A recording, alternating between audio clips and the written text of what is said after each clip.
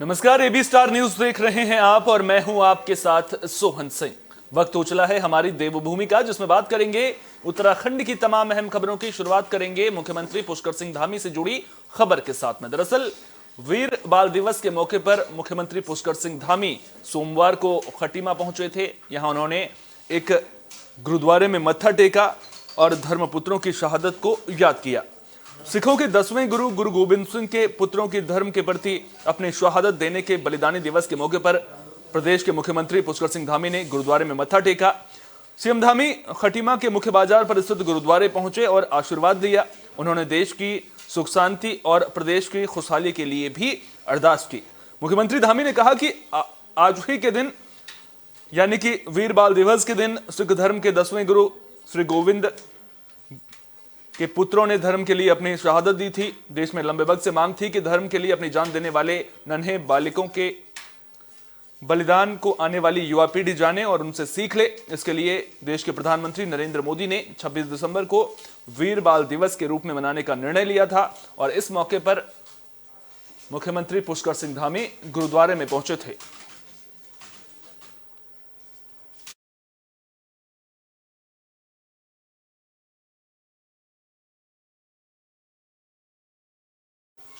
बात उत्तरकाशी की भी कर लेते हैं, जहां रामचंद्र उनियाल राजकीय महाविद्यालय में छात्र संघ के चुनाव खत्म हो गए हैं। छात्र संघ चुनाव को लेकर छात्रों में खूब उत्साह देखने को मिला है।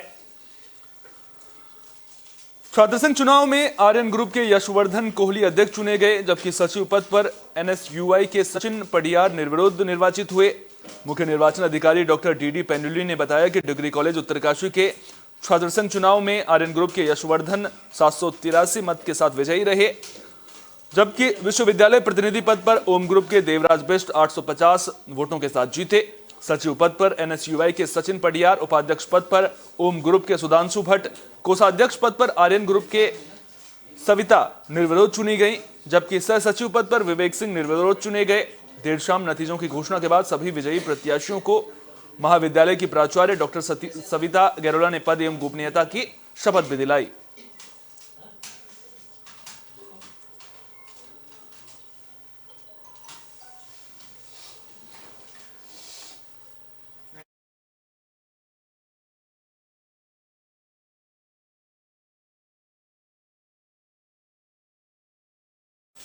विकासनगर में भी छात्र संघ चुनाव की धूम देखने को मिली और इस दौरान छात्रों में उत्साह तो देखने को ही मिला, साथ ही एबीवीपी ने सभी सीटों पर कब्जा किया है। वीर शहीद केसरी चंद राजकीय महाविद्यालय डाकपत्थर के छात्र संघ चुनाव में एबीवीपी ने बाजी मारते हुए छात्र संघ की सभी सीटों पर कब्जा कर अपना परचम लहराया। आपको बता दें कि 1756 छात्र संख्या वाले इस महाविद्यालय में प्रदेश के अन्य महाविद्यालयों की तरह कोरोना काल के चलते 2 साल बाद छात्र संघ के चुनाव हुए। 2 साल बाद हुए छात्र संघ चुनाव में छात्र छात्राओं में उत्साह देखने को मिला, जिसके चलते मतदान के दिन महाविद्यालय परिसर सुबह से ही भारी भीड़ नजर आ रही थी, जिसमें छात्र संघ के 6 पदों पर 2-2 प्रत्याशी चुनाव मैदान में रहे, जिनमें आर्यन ग्रुप और एबीवीपी के बीच कड़ा मुकाबला देखने को मिला। वहीं छात्र संघ चुनाव के इस मतदान में 1756 छात्र मतदाताओं में से करीब 65% यानी कि 1080 छात्र छात्राओं ने अपने अपने मत का प्रयोग किया। देर शाम जारी हुए चुनाव परिणाम में अध्यक्ष पद पर लक्ष्मी वर्मा, सचिव पद पर राहुल तोमर, उपाध्यक्ष पद पर सूरज कुमार, सह सचिव पद पर ऋतिक कुमार, कोषाध्यक्ष पद पर पुष्पा वर्मा और युवा पद पर तुषार कपूर को निर्वाचित किया गया है।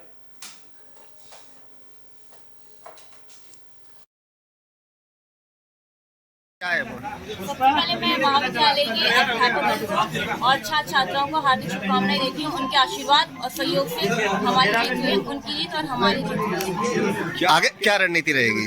आगे रणनीति ये रहेगी कि महाविद्यालय में कुछ हमने पॉइंट रखे हुए हैं, उसको लेकर चर्चा करेंगे और उन बिंदुओं पे हम लोग आगे चर्चा भी करते हुए और काम भी करेंगे। बड़ी जद्दोजहद के बाद आप लोगों ने 6 की 6 सीटों पर कब्जा पाया, तो क्या मानते हैं इसको?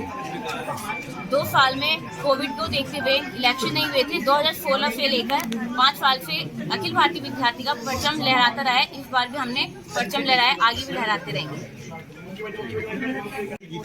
क्योंकि कई रोड़े आपके अर्जुनों के सामने आए हैं।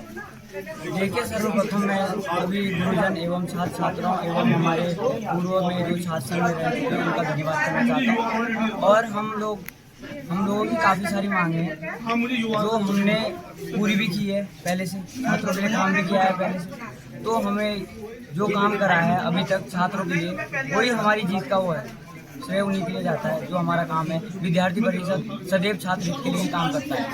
आगे क्या क्या चुनौतियाँ रहने वाली हैं और क्या क्या? सर्वप्रथम हम यहाँ पे जो फैकल्टीज कम है उनको पूरा करने की कोशिश करेंगे, क्योंकि हमारे अभी काफ़ी सारे विज्ञापन गए हैं इस विषय में। कुछ विषय बढ़ाने हैं, कुछ टीचर्स की कमी है, तो वो सब पूरा करेंगे हम। ये हमारी सर्वप्रथम मांग है। ये परिमाण मतलब दे रहे हैं क्या है वो? बात उत्तरकाशी की भी कर लेते हैं, जहां सुशासन दिवस पर चौपाल का आयोजन किया गया। ग्रामीण इलाकों में चौपाल लगाई गई है। इस दौरान अधिकारी ग्रामीणों की समस्याएं सुनते हुए नजर आई। तो सुशासन दिवस के अवसर पर जिला प्रशासन गांव की ओर कार्यक्रम के तहत जिला स्तरीय अधिकारियों द्वारा जिले के कई ग्रामीण इलाकों में चौपाल लगाकर ग्रामीणों की समस्याएं सुनी गई। साथ ही कई महत्वपूर्ण सुझावों को भी नोट किया गया, जिसकी रिपोर्ट जिलाधिकारी को सौंपी गई। इस मौके पर उत्तराखंड शासन से नियुक्त प्रभारी सचिव उत्तरकाशी हरिश्चंद्र सेमवाल की अध्यक्षता में विकासखंड नौगांव के दियाड़ी गांव में चौपाल हुई। वहीं मुख्य विकास अधिकारी गौरव कुमार की अध्यक्षता में मनेरी और अपर जिलाधिकारी तीर्थपाल सिंह, सीएचओ डॉक्टर रजनीश सिंह, मुख्य कृषि अधिकारी जेपी तिवारी समेत आला अधिकारियों ने भी सुदूरवर्ती गांव में चौपाल लगाकर ग्रामीणों की समस्याएं सुनी। प्रभारी सचिव हरीश सेमवाल ने विकासखंड नौगांव के ग्राम पंचायत दियाड़ी में ग्रामीणों की समस्याएं सुनी। चौपाल सुबह 10 बजे शुरू हुई। चौपाल में कई समस्या प्रभारी सचिव के सामने आई, जिसमें 16 शिकायतों और समस्याओं का मौके पर ही निस्तारण किया गया।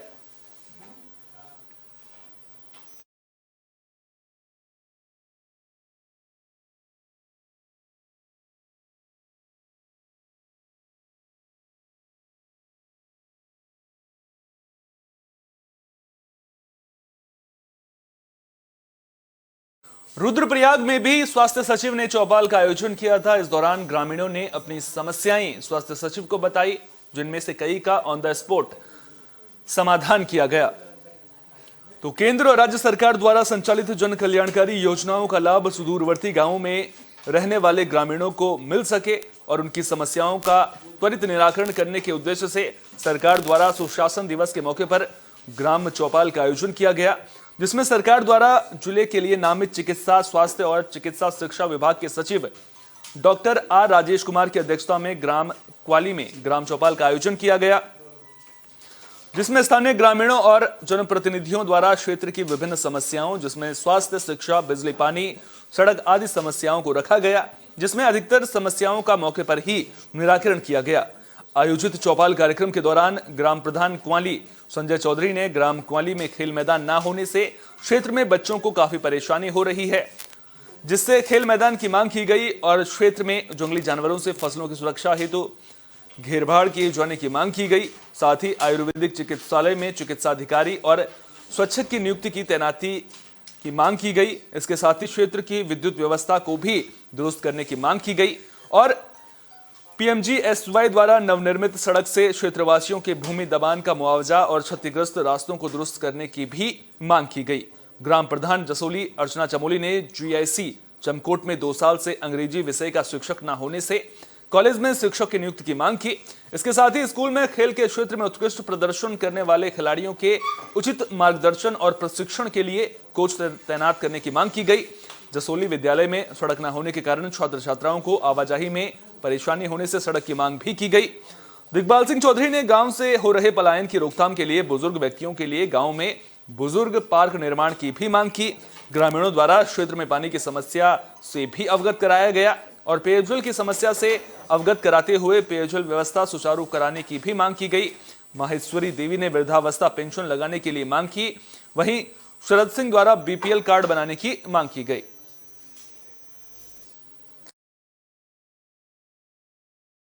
देखिए, चौपाल में आने से पहले जो डिस्ट्रिक्ट अस्पताल है रुद्रप्रयाग का और जो दूसरा जो डिस्ट्रिक्ट हॉस्पिटल संचालित हो रहा है, दोनों हॉस्पिटल्स का मैंने निरीक्षण किया और वहाँ पे जो HR रिलेटेड इश्यूज़ हैं उससे भी मैं रूबरू हुआ और कुछ इंफ्रास्ट्रक्चर रिलेटेड इश्यूज़ भी हैं, वो भी मुझे अवगत कराया गया। एक गायनेकोलॉजिस्ट की समस्या बताई गई डिस्ट्रिक्ट रुद्रप्रयाग में, उसका समाधान मैं अपने स्तर पे भी निकालने की कोशिश करूंगा। हम कुछ ऐसी योजनाएं ले आ रहे हैं जिससे हम लोग डॉक्टर्स या स्पेशलिस्ट जितना भी अमाउंट मांगते हैं, जितना भी पेमेंट मांगते हैं, वो हम लोग subject to qualification, experience, expertise हम लोग उनको। उत्तराखंड सरकार देहरादून में 13 तरह की पेंशन योजनाएं चला रही है, जिसको लेकर समाज कल्याण अधिकारी ने जानकारी दी है। तो सरकार की महत्वपूर्ण योजनाओं को क्रियान्वित करने में जिला प्रशासन का बहुत बड़ा योगदान होता है। और अगर बात करें तो आम जनमानस के लिए सबसे मुफीद विभाग समाज कल्याण माना जाता है, जहां पर वृद्धा और विधवा और छात्रवृत्ति से जुड़े मामले सुलझाए जाते हैं और उनको पेंशन के लिए इंश्योर किया जाता है। स्मार्ट सिटी देहरादून ग्रामीण और शहरी दोनों क्षेत्रों में 13 तरह के पेंशन संचालित किए जाते हैं, जिसमें मुख्य रूप से वृद्धा और विधवा पेंशन शामिल हैं। और इन प्रश्नों की इन लोगों की धनराशि अब सरकार ने बढ़ाकर 1500 रुपए कर दी है, जो सीधे लाभार्थी के खाते में आती है। समाज कल्याण अधिकारी देहरादून गोवर्धन सिंह ने बताया कि कोई भी व्यक्ति वृद्धा विधवा पेंशन के लिए जिला समाज कल्याण कार्यालय में आवेदन कर सकता है। उसके पास 4000 प्रति मासिक आय का प्रमाण पत्र होना चाहिए। इसके अलावा वो स्थानीय निवासी हो। इस तरह गरीब बेटियों के विवाह के लिए 50,000 का योगदान सरकार की ओर से दिया जाता है। उसके क्रियान्वयन के लिए भी समाज कल्याण कार्यालय में आवेदन किया जा सकता है।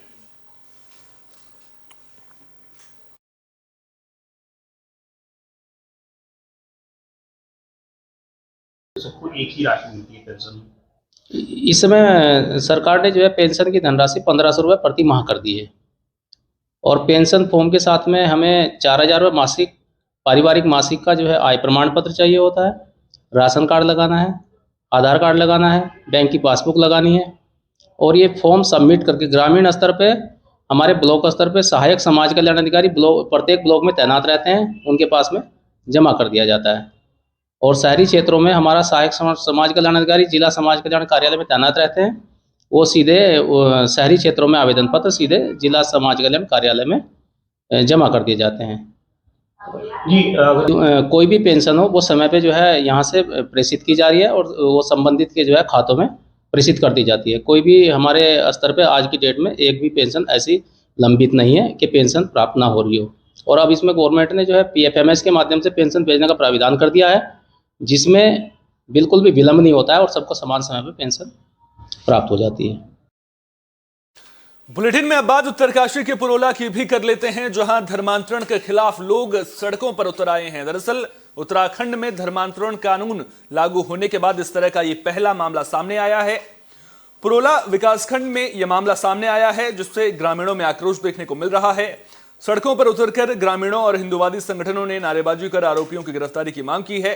घाटी के पुरोला विकासखंड में धर्मांतरण को लेकर जमकर विवाद के बाद धर्मांतरण कानून के तहत पुरोला थाने में मुकदमा दर्ज किया गया है। दरअसल पुरोला तहसील के अंतर्गत देवढुंग में धर्मांतरण को लेकर ग्रामीणों और एक धर्म विशेष की संस्था के बीच 2 दिन पहले कुछ देर के लिए जमकर विवाद हुआ था।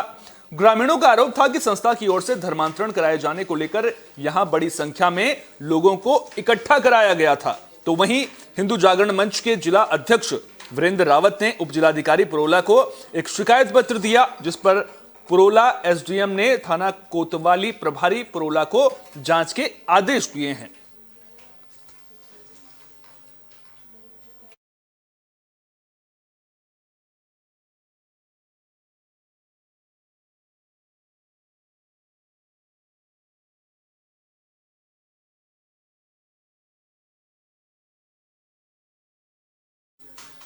उधम सिंह नगर से एक हैरान करने वाली खबर सामने आ रही है। एक सौतेले पिता पर अपनी बेटी के साथ दुष्कर्म करने का आरोप लगा है। तो एक पिता पर अपनी ही बेटी से रेप और मारपीट करने का आरोप लगा है। पीड़िता की शिकायत पर पुलिस ने पति पत्नी के खिलाफ पॉक्सो एक्ट के तहत मामला दर्ज कर उन्हें गिरफ्तार कर लिया है। तो वहीं काशीपुर कोतवाली में CO वंदना वर्मा ने पूरे मामले का खुलासा किया। दरअसल बीते 1 सितंबर को रुद्रपुर के सखीवन स्टॉप सेंटर में तहरीर के जरिए सूचना दर्ज कराई गई कि एक शख्स अपनी पत्नी के साथ मिलकर अपनी बेटी का शारीरिक शोषण करता है। जानकारी के मुताबिक आरोपी नाबालिग पीड़िता का सौतेला पिता है। नाबालिग पीड़िता की ओर से अपने बयान में बताया गया कि उसके सौतेले पिता की ओर से उसके साथ जबरदस्ती की गई और विरोध करने पर मारपीट की गई।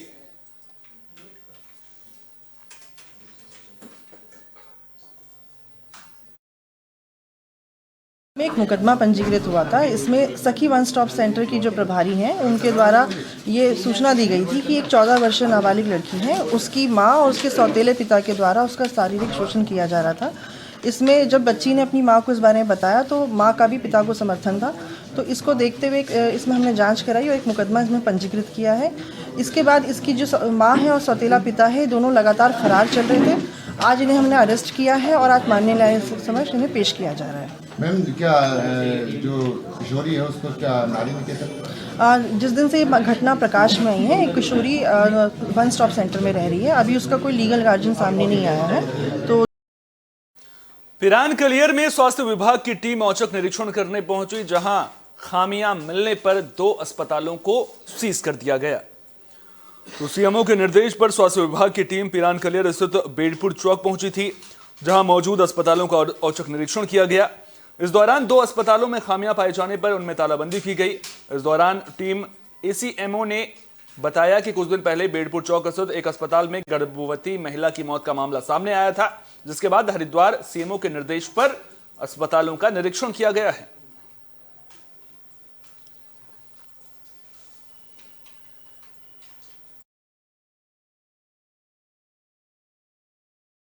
सीएमओ साहब के निर्देशानुसार कि जिले में कहीं अनियमितता पाई जा रही है, एक मरीज की डेथ हो गई, उसमें जनरल जांच की जा रही है संयुक्त टीम के द्वारा। मैं डॉक्टर अनिल वर्मा।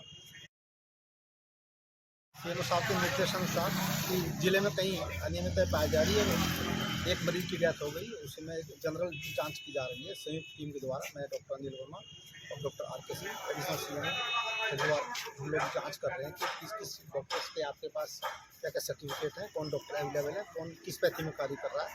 हमने होली फैमिली आस्था और ये आपका फैमिली लाइफ केयर जांच की और कबीर भी किया। इसमें से दो अस्पतालों के संतोषजनक रिपोर्ट पाई गई, जिसको हम लोग अभी उनको वार्निंग दे रहे हैं, बंद कर दिया और 2 को कार्य पर ठीक पाए गए। काशीपुर में खनन माफिया बेखौफ हो चले हैं। कितने बेखौफ हो चले हैं, अंदाजा आप इसी बात से लगा सकते हैं कि जब एसडीएम खनन में लगे वाहनों की जांच करने पहुंचे तो एसडीएम पर ही जानलेवा हमला कर दिया गया। मामले में अज्ञात के खिलाफ मुकदमा दर्ज किया गया है। बताया जा रहा है कि खनन माफियाओं ने जानलेवा हमला किया था जब एसडीएम खनन वाहनों की जांच करने गए थे, जिसके बाद काशीपुर कोतवाली पुलिस को तहरीर दी गई। पुलिस ने इस मामले में तत्परता दिखाते हुए अज्ञात के खिलाफ मुकदमा दर्ज कर लिया है और मामले की जांच पड़ताल में जुट गई है।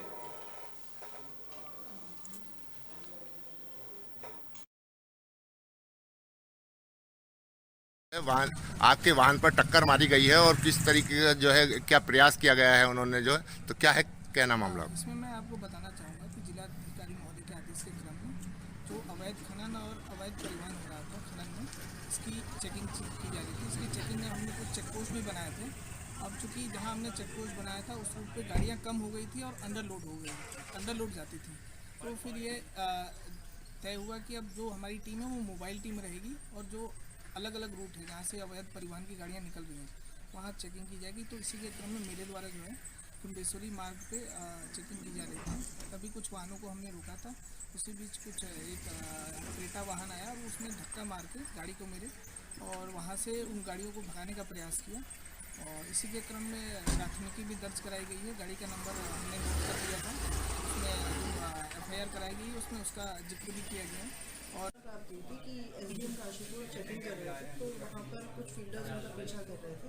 उसके बाद जब उन्होंने एक गाड़ी वहाँ पे क्रेटा गाड़ी आई थी, उसको उन्होंने रोकने का प्रयास किया तो गाड़ी ने भी उनको टक्कर मार के ऊपर गई। तो गाड़ी नंबर हमारे पास है और इसमें 2 टीमों का गठन किया गया है और तत्काल इसमें निर्देश दिए गए हैं कि वाहन स्वामी और जो गाड़ी चला रहा है ड्राइवर, इनको तत्काल अरेस्ट करके माननीय न्यायालय के साथ पेश किया। तो इसकी तहरीर आई है, उसमें क्या है? उत्तराखंड की खास बुलेटिन हमारी देवभूमि में फिलहाल के लिए इतना ही। देश दुनिया की तमाम अहम खबरों के लिए बने रहिए AB स्टार न्यूज के साथ, क्योंकि यहां पर खबरों का सिलसिला कभी खत्म नहीं होता।